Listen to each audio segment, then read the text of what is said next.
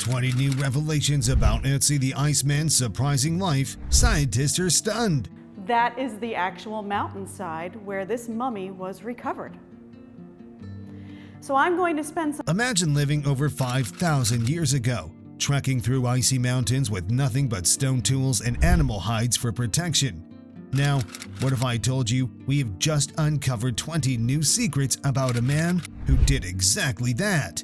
This is the world's first replica of Otzi the Iceman, one of the world's most famous mummies. Found frozen in the Alps, Otzi lived over 5,000 years ago during the Copper Age. He's one of the most famous mummies in the world. But what makes him such a big deal? Well, he's incredibly well preserved, which gives us an amazing glimpse into life back then. Otzi's body, along with his clothes and tools, were discovered in 1991 by hikers.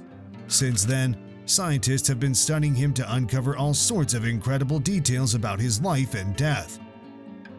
In this video, we'll share the newest revelations about the incredible life of Otzi the Iceman that has left scientists absolutely stunned. From his last meal to the tools he carried, you won't believe the latest findings about this ancient adventurer. Let's get started.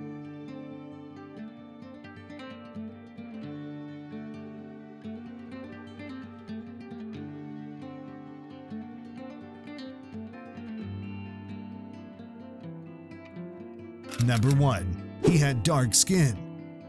Recently, it has turned out to the scientists that Otzi had naturally dark skin. And you won't believe scientists were pretty blown away by this. Now, you must be wondering, what's so surprising about it? Well, to us, nothing. But to scientists, it's surprising because they used to think his skin got darker over time from being frozen. But when they ran DNA tests, they found out his dark skin was his real color. They identified specific genes related to skin color in his DNA.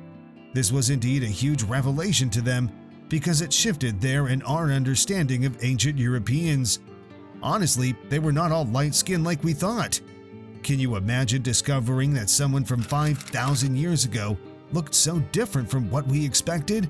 It's like rewriting history with every new finding. Number 2. He had dark brown eyes. These new sequencing technologies or the advancement of these technologies allows us also to look much more into detail, for example, in things. Yep, Otzi's eyes were dark brown. Isn't that fascinating? Again, scientists had other assumptions about his eye color. They once thought he had lighter eyes, but thanks to modern DNA analysis, we now know the truth. Researchers looked at the DNA from his body and found the genes that determine eye color. This showed he had dark brown eyes. This little detail helps us picture Otzi more accurately. Now think about it, walking through the Alps with those piercing dark eyes and seeing the world in a way we can now imagine more vividly. Number 3. He was bald or had sparse hair. Another intriguing yet fascinating detail about Otzi is that he was likely bald or had very little hair. This was another discovery by scientists analyzing his DNA, which showed he had a genetic predisposition for male pattern baldness. This explains why they didn't find much hair on this mummy. Now think about Otzi roaming around in the cold, harsh mountains with a bare head or just a few sparse strands of hair. I know you're wondering if he actually used to go out without a winter cap or not. I wonder the same. This tiny detail gives us a new perspective on his daily life and the challenges he must have faced. It underscores the toughness and resilience required to survive in such a rugged environment. Despite the harsh conditions, Otzi managed to thrive, and understanding his appearance helps us connect more personally with this ancient man and his incredible story.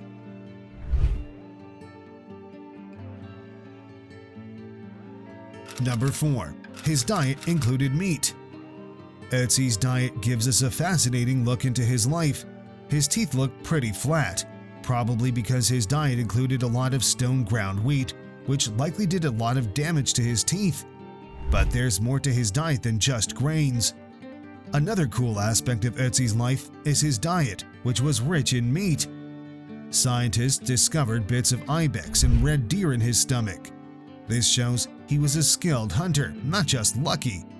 Hunting in the Alps required strength, strategy, and a deep knowledge of the terrain. This meat-heavy diet provided essential proteins and fats, which are essential for energy and survival in such a harsh environment. It paints a picture of Otzi's daily life, constantly on the move and relying on his hunting skills to sustain himself.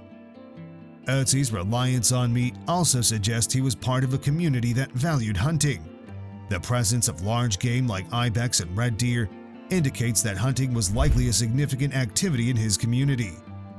Additionally, such a diet meant that Otzi had to be physically fit and highly knowledgeable about the habits of these animals. Hunting large game like ibex and red deer required not just physical strength, but also patience and skill. This meat-heavy diet would have given him the energy to go on long treks and endure harsh weather. He was indeed a resilient man with the resourcefulness required to thrive in his time. This blend of grains and meat in Otzi's diet gave us a complete picture of how he lived. He had to gather and hunt. It shows a versatile lifestyle that is balanced between agriculture and hunting. This diverse diet provided him with the necessary nutrients to survive in the challenging environment of the Alps. Number 5. His last meal was balanced and high in fat. This one is wild.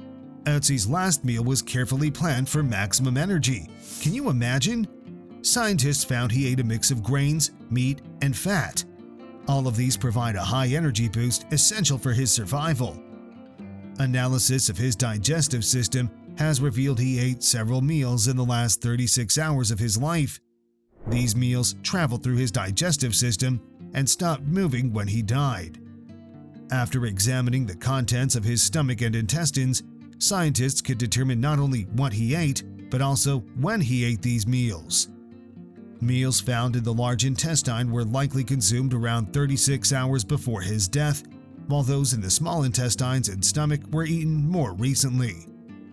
His last meals included ibex meat, which is like a mountain goat. He also ate some legumes, a more plant-based meal, along with primrose and pollen. The pollen was from the king cup, known for its medicinal properties which people still use today. Later, he ate red deer and some leafy greens.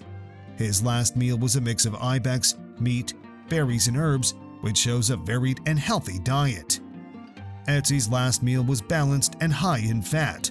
The fat, likely from animal meat, was crucial for sustaining energy during long mountain treks. The grains offered quick energy from carbohydrates, the meat provided protein for muscle maintenance, and the fat gave long-lasting energy essential for surviving in the cold, rugged terrain he traveled. His diet shows he balanced his meals to stay strong and active in a demanding environment. His ability to combine different food sources for optimal nutrition shows a sophisticated understanding of dietary needs.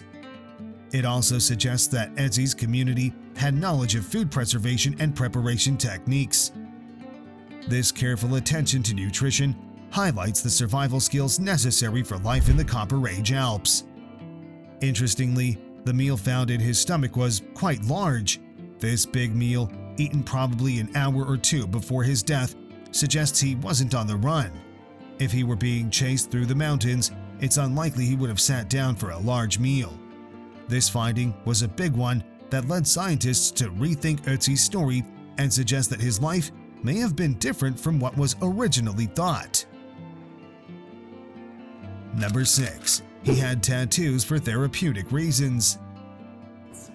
Most of his tattoos are little groupings of lines, or they're crisscrosses. There's a good crisscross down on his knee, which is visible. He had over 60 tattoos. Each line counts as a tattoo. So there's a large grouping of them along his spine, another grouping by his hip, on his backside, his knee, along his calves, ankles, wrists, ribs. I'll be honest, I've never been able to find every tattoo, but they are all here. Why would he have all these tattoos, and how did they even make tattoos back then? Well, to make them— Another really cool thing on Otzi's body is his tattoos. He had a lot of them, and they were easiest to see on his back. They're not like the tattoos that people get today. Have you watched shows like Ink Master? These are different. If you look closely, you'll see a big patch of them by his spine. Most of his tattoos are simple lines and crosses. There is a good crisscross down on his knee, which you can clearly see.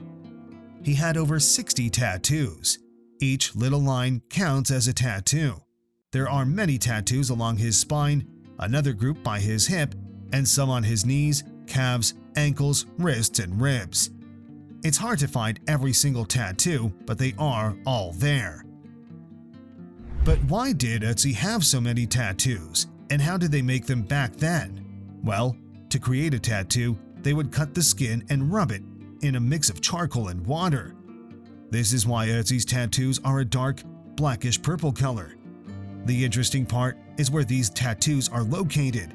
They're all on places like his joints or areas where he would move a lot. The placement of the tattoos gives us a clue about their purpose. The locations of Otzi's tattoo match acupuncture points. Acupuncture is a treatment still used today to relieve pain by targeting specific points in the body. This suggests that Otzi's tattoos were used to treat pain and other ailments. Even 5,000 years ago, people were using early forms of medical treatments. Otzi's community must have known a lot about the human body. They used these tattoos to help manage pain and improve their quality of life. This shows that even back then, they had advanced knowledge about healthcare. They found simple ways to make life better using the tools and knowledge they had. It is like discovering an ancient guide to pain relief and healing. So, Otzi's tattoos were probably used as an early form of acupuncture. This means his community had some pretty advanced medical knowledge. They knew where to place the tattoos to help with pain. It means they'd figured out a way to deal with common ailments. This insight into Otzi's life tells us a lot about how his community lived and took care of each other. They were clever and resourceful as they used what they had to improve their health and well-being. Number 7. He likely resembled his mummified appearance. Do you know what is wild? Otzi looked pretty much the same in life as he does now, all mummified. Yep, I'm serious. Scientists have studied his preserved features and found that his skin tone, hair, and build didn't change much over thousands of years. His dark skin and sparse hair are still visible today, which means the icy conditions didn't mess with his appearance as much as we had expected. It's like we're seeing a snapshot of him from 5,000 years ago. It gives us a real, authentic look at how he looked back then. It's amazing to think about, right? Number 8. He used to do long treks in the mountains. Otzi was no stranger to long, tough journeys through the mountains. His bones and joints show significant wear and tear. This tells that the dude spent a lot of time hiking through rugged terrain. His well-worn tools and high-calorie diet also back this up. This reveals a lifestyle that needed constant movement and physical endurance. And if you think these were just some casual hikes, let me tell you, they were not. They were essential for survival because they helped him hunt, gather resources, and even trade with other communities. His physical condition paints a picture of adaptability in a harsh environment. He was always on the move by braving the elements and surviving against the odds. Number 9. He wore clothes made from animal hides. His clothing were remnants at this point, made mostly of animal skins. So he had leggings that covered from his ankles up to his thighs, a loincloth that passed between his legs and attached to his belt, a coat that was made of a few different colors of animal pelts. So it was maybe high fashion for the time. And then the bear fur hat. Most of the things he was wearing were made out of skin from animals like goats or sheep that were domesticated, that humans were keeping on farms. The bear fur hat. Otzi's wardrobe was made for survival. He wore clothes crafted from animal hides, which provided essential warmth and protection against the harsh alpine climate. Scientists found remnants of his clothing, including a fur-lined cloak, leggings, and shoes made from bear and deer hides. Otzi wore a cloak made from carefully woven grass matting. This cloak had served as a rain cover or even something he could lay down on. His clothing, although now just remnants, was mostly made from animal skins. He had leggings that went from his ankles up to his thighs and a loincloth that passed between his legs and attached to his belt. He also wore a coat made from several different colors of animal pelts, which may have been considered quite stylish for his time. One of the most interesting pieces of his attire is his bear fur hat. Unlike the other clothes made from the skins of domesticated animals like goats or sheep, this hat was made from a wild bear. This suggests that Otzi might have hunted the bear himself. Having such a hat could have been a symbol of his status or an item of special significance. Most of the things he wore were made from domesticated animals. This indicates that his community raised these animals on farms. However, the bear fur hat stands out as a unique item and hints at his hunting skills and perhaps a higher social standing. These events about his clothing give us valuable insights into Otzi's life and the environment he lived in. They reveal his connection to both farming and hunting cultures. Number 10. He used tools made from stone and copper. The Iceman had a utility belt made of animal skin. This belt had several important tools, including a small dagger made of flint that we'll discuss later. One of the most interesting tools in his belt looked like a giant crayon. This tool, called a retoucher, was made from lime wood and had a piece of antler at the tip, which looked like the point of a crayon. Now, what was this tool used for? The retoucher was actually used to sharpen things. The antler tip was probably used often to sharpen and resharpen the flint dagger Otzi carried with him. In fact, we know that the dagger had been sharpened many times. It's surprising to see how Otzi used different types of wood and materials based on their qualities for various tools. This clever use of materials shows how resourceful Otzi was and how he made the best use of what was available to him in his environment. Otzi's toolkit looked like he was adaptable and resourceful, using whatever materials were available to make his life easier. Imagine him climbing through the Alps with these tools, hunting, crafting, and making the most of what he had. Number 11. His copper axe was made from distant metal. Wood when you cut it. So it's a good material for a handle. It's not going to get sticky. But what was really impressive was the metal that was used on this axe. Almost 100% copper. This is important. This tells us a little bit about when he lived. A copper axe is basically a tool made from smelted copper, much stronger than stone tools. So, what makes this axe so special? The handle is made from yew wood. Yew wood is incredibly strong and doesn't secrete much sap, that sticky stuff you often get from wood when you cut it. This makes it a great material for a handle because it stays clean and easy to grip. But the real standout feature of the axe is its blade, which is made from almost pure copper. This is significant because it gives us clues about the time period Otzi lived in. There was a time called the Copper Age, which began in the Middle East and spread to Europe. The use of copper for tools marked this era. The fact that Otzi had a copper axe suggests he lived during the early Copper Age in Europe. Scientists also believe that Otzi might have made the copper for his axe himself. Smelting is the process of extracting metal from rock by heating it to very high temperatures. During this process, arsenic is released into the air. High levels of arsenic were found in Otzi's hair and lungs, indicating he'd been exposed to it frequently. This suggests Otzi wasn't just a hunter, but also a metalworker, a person of many skills, and possibly an important figure in his community. Scientists discovered that the copper used in his axe didn't come from anywhere near the Alps where Otzi was found. Nope, it came all the way from the Mediterranean. They figured this out by analyzing the metal's composition and tracing it back to its source. This discovery tells us that Otzi's community was really into long-distance trade. You and I may think they were just some isolated mountain folks, but no, they were actually a part of a vast network that used to exchange valuable resources over great distances. Number 12. He carried a bow and arrows. only 2 of them were completed.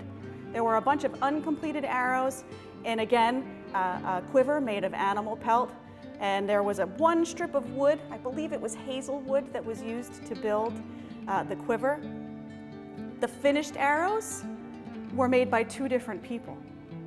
We think maybe he made one of them, but the other one was probably made. This guy was seriously prepared for anything. Among his gear was a bow made from yew wood and a set of arrows.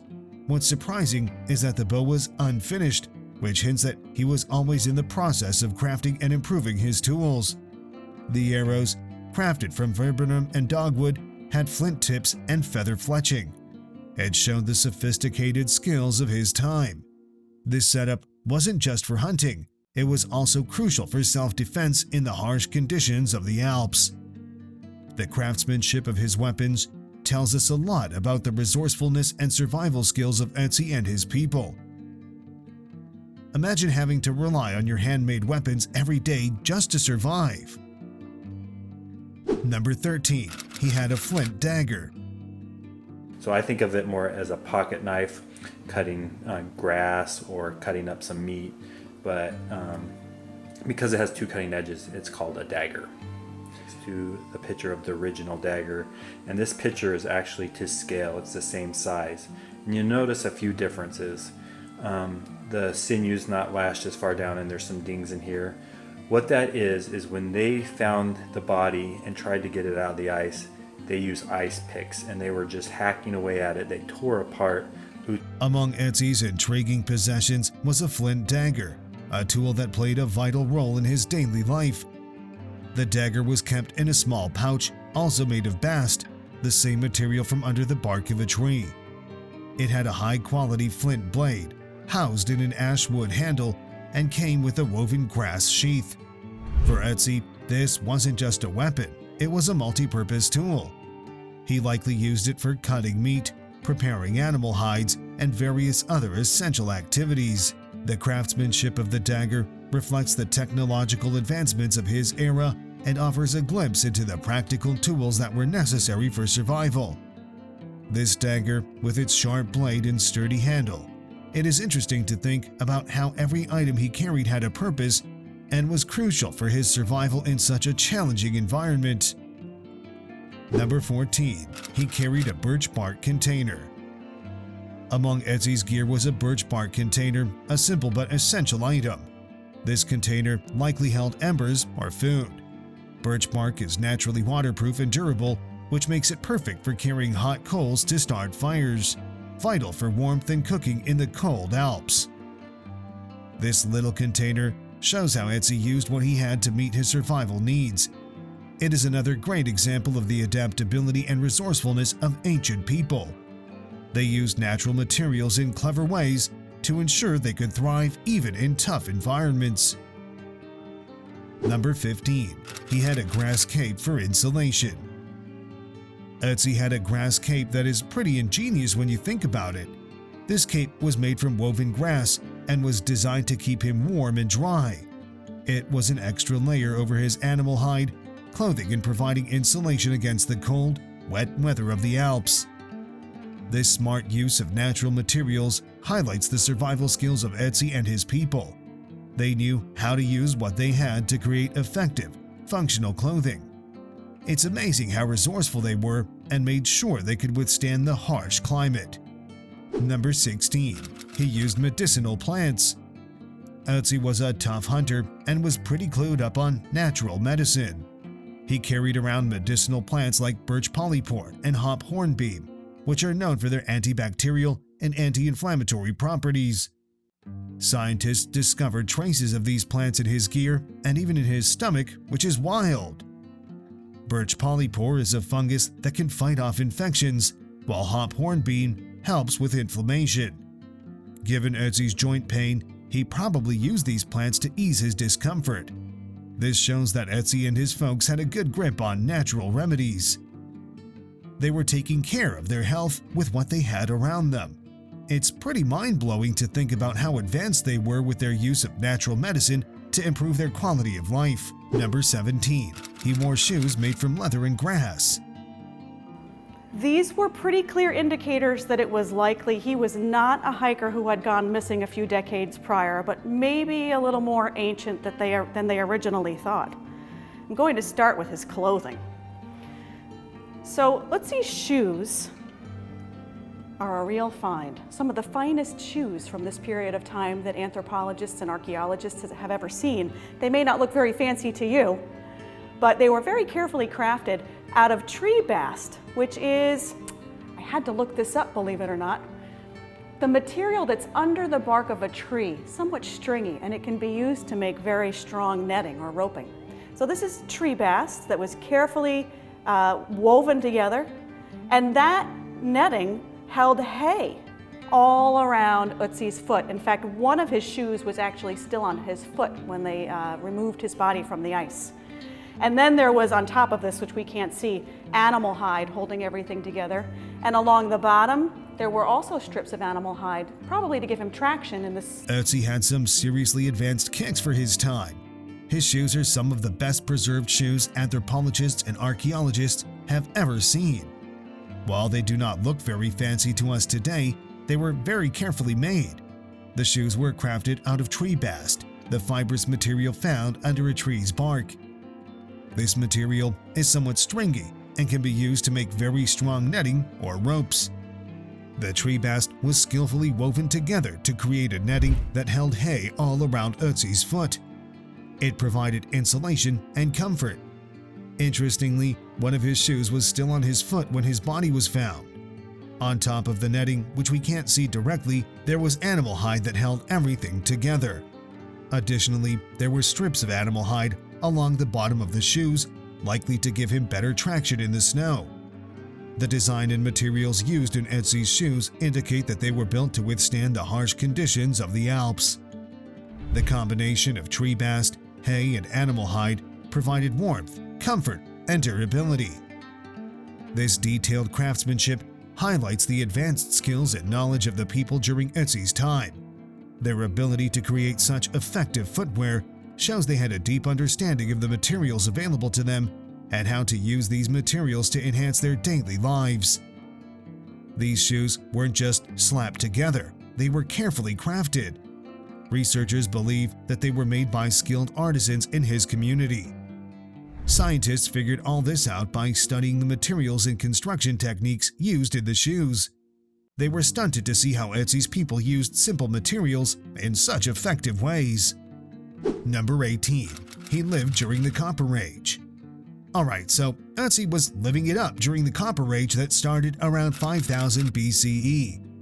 This era was a huge turning point because people began using metal tools. They started transitioning from the Stone Age to the Bronze Age. Imagine the excitement of trading in stone tools for copper ones, stronger and way more durable. Otzi's copper axe is a prime example of this innovation. Scientists figured this out by examining artifacts found with him and studying his body. The Copper Age brought major advancements in agriculture, hunting, and trade. Communities became more sophisticated, and Otzi was right there. He was using these new tools for hunting, building shelters, and possibly trading. This era set the stage for modern civilization by making farming more efficient, improving hunting gear, and opening up new trade opportunities. Otzi's life shows us how people were starting to connect and innovate. Scientists were blown away by the craftsmanship and evidence of long-distance trade. It also revealed a complex and interconnected world even 5,000 years ago. Number 19. He had a stone unfinished axe. Just like an unfinished bow and arrow, Otzi also had an unfinished stone axe. Now, why was this surprising? Because it was made from high-quality flint and was still in the process of being crafted. Even though it wasn't finished, it was super useful. It was sharp and durable, perfect for cutting wood, preparing food, and even defending himself if needed.